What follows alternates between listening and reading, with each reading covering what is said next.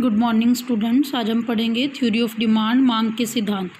तो आम बोलचाल की भाषा में क्या होता है कि इच्छा, आवश्यकता और मांग तीनों शब्दों के लिए या तीनों का मीनिंग एक ही लेते हैं, परंतु अर्थशास्त्र में क्या है, तीनों शब्द अलग अलग होते हैं।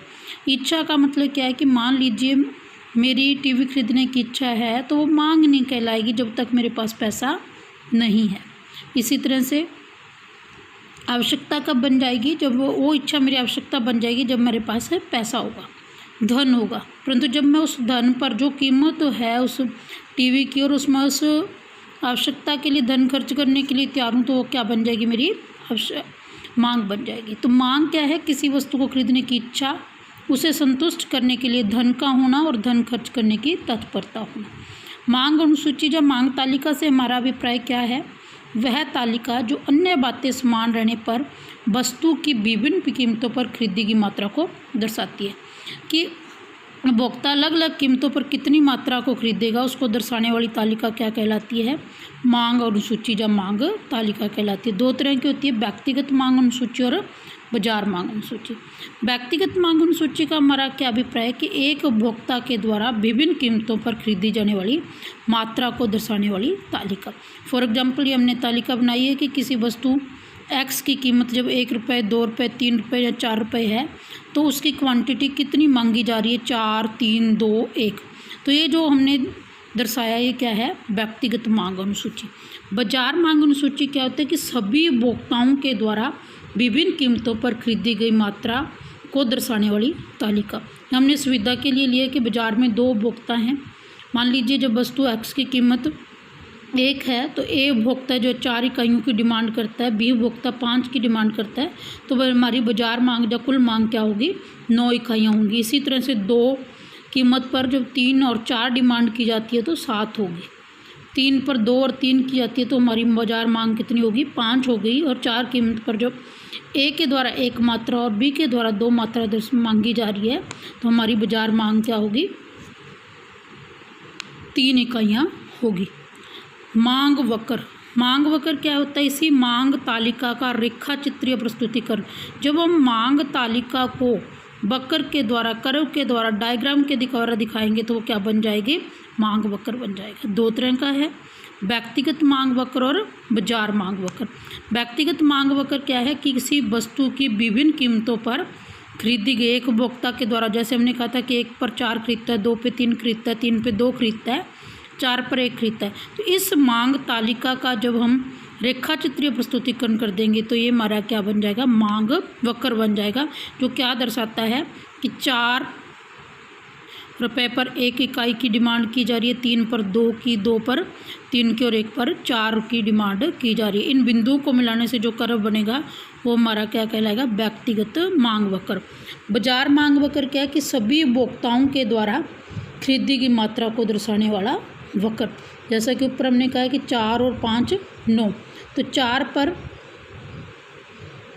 1 रुपये पर 9, 2 पे 7, 3 पे 5 और 1 पे 9। तो इसको जब हम एक डायग्राम के द्वारा दिखाएंगे तो ये हमारा क्या बन जाएगा, बाजार मांग वक्र। डिमांड फंक्शन, मांग फलन। बच्चे कहीं भी फंक्शन या फलन शब्द जब आएगा वो किसी न किसी के बीच में संबंध को बताएगा। तो डिमांड फंक्शन क्या होता है, मांग फलन क्या होता है, किसी वस्तु की मांग और उसके निर्धारक तत्वों के बीच संबंध प्रकट करता है। 2 तरह का होता है, व्यक्तिगत मांग फलन और बाजार मांग फलन। व्यक्तिगत मांग फलन क्या है कि एक उपभोक्ता किसी वस्तु की मांग तथा उसके निर्धारित तत्वों के बीच संबंध में प्रकट करता है, यानी कि बताता है कि एक उपभोक्ता की जो डिमांड है उसको क्या प्रभावित करेगा। नेचुरल सी बात है, हम सब उपभोक्ता हैं, तो ये हमारे से संबंधित है। DX, डिमांड ऑफ एक्स, किसका फंक्शन है, प्राइस ऑफ एक्स, एक्स वस्तु की अपनी कीमत का। देखिए बच्चे, वस्तु की अपनी कीमत कैसे प्रभावित करेगी कि नेचुरल सी बात, अभी हमने देखा था कि प्याज की कीमतें बढ़ गई थी, तो हमने क्या किया, प्याज की डिमांड को कम कर दिया। तो वस्तु की कीमत कैसे प्रभावित करती है कि जब किसी वस्तु की कीमत बढ़ती है तो डिमांड कम हो जाती है, और जब कीमत कम होती है तो डिमांड बढ़ जाती है। PR, price of relative goods, संबंधित वस्तु की कीमतें। बच्चे, संबंधित वस्तुएं 2 तरह की होती हैं, प्रतिस्थापन वस्तु और पूरक वस्तु। प्रतिस्थापन वस्तुएं कौन सी होती हैं, जिसका एक के स्थान पर दूसरी का प्रयोग किया जा सकता है, जैसे चाय और कॉफ़ी। तो हम चाय की जब कीमत बढ़ेगी तो क्या होगा, कॉफ़ी की डिमांड बढ़ जाएगी। यानी कि प्रतिस्थापन वस्तु में क्या होता है कि एक की कीमत बढ़ने से दूसरी की डिमांड बढ़ जाती है और एक की कीमत कम होने से दूसरी की डिमांड कम हो जाती है। पूरक वस्तुएं कौन सी होती हैं, जो मिलकर हमारी ज़रूरत को पूरा करती हैं, जैसे पेन, शाही, शाही के बिना पेन नहीं हो सकता, कार, पेट्रोल। जिसमें क्या होता है, जब एक वस्तु की कीमत बढ़ेगी तो दूसरी की डिमांड भी ऑटोमेटिकली कम हो जाएगी। फिर अब बाई मतलब इनकम, उपभोक्ता की आय। तो उपभोक्ता की आय कैसे प्रभावित करेगी, आय बढ़ेगी तो लोग डिमांड भी बढ़ाएंगे, आय कम होगी तो डिमांड भी कम होगी। टेस्ट, रुचि, पसंद, हमारी आदत। तो हमारी टेस्ट रुचि कैसे प्रभावित करता है, जिन वस्तुओं में उपभोक्ता की रुचि होती है वो उनकी डिमांड ज़्यादा करता है और जिसमें रुचि नहीं होती उसकी डिमांड कम करता है। एक्सपेक्टेशन, संभावनाएं कैसे प्रभावित करती हैं, यदि फ्यूचर में, भविष्य में किसी वस्तु के बढ़ने की संभावना है तो हम वर्तमान कीमत पर उसकी डिमांड को बढ़ा देंगे। हमें लगता है कि 10 दिन बाद, 20 दिन बाद इस वस्तु की कीमत बढ़ जाएगी तो हम क्या करेंगे, अभी से उसका स्टॉक खरीद लेंगे। इसी तरह से भविष्य में कीमत कम होने की संभावना है तो वर्तमान में उसकी मांग कम हो जाएगी। बाजार मांग फलन, बाजार मांग फलन क्या करता है, बाजार मांग तथा उसके निर्धारित तत्वों के बीच में संबंध को प्रकट करता है। बाजार के उपभोक्ताओं का समूह ही होता है।